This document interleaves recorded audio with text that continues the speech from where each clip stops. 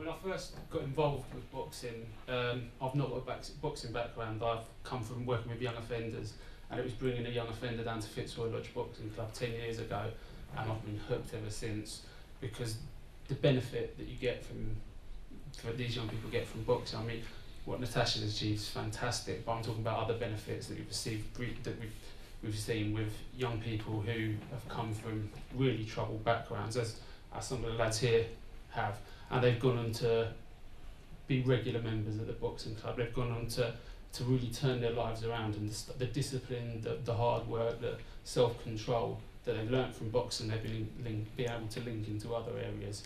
So at Fitzroy Lodge, we are a competitive boxing club.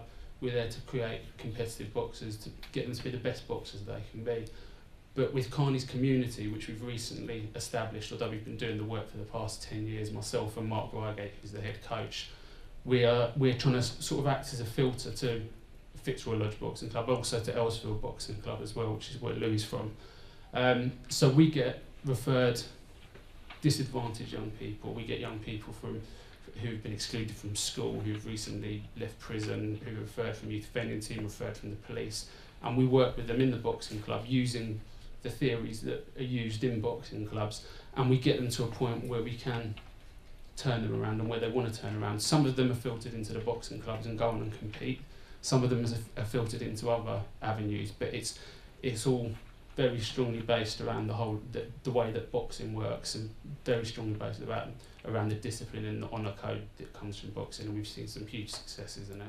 I started boxing when I was probably around 13 years old, maybe a touch younger.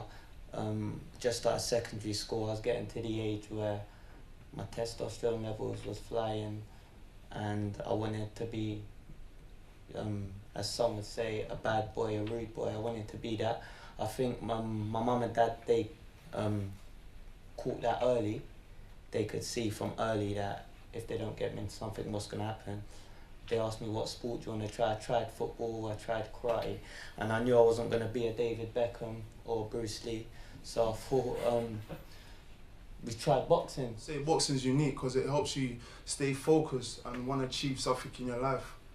For me, I started boxing and I won my 2 fights, and it helps you like aspire for great things, like and move on and try to achieve better things.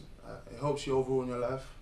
Think positive, like with your mind frame, because a lot of these kids now, they don't know what they want to do with their life, but with boxing they kind of push you on a narrow road and helps you.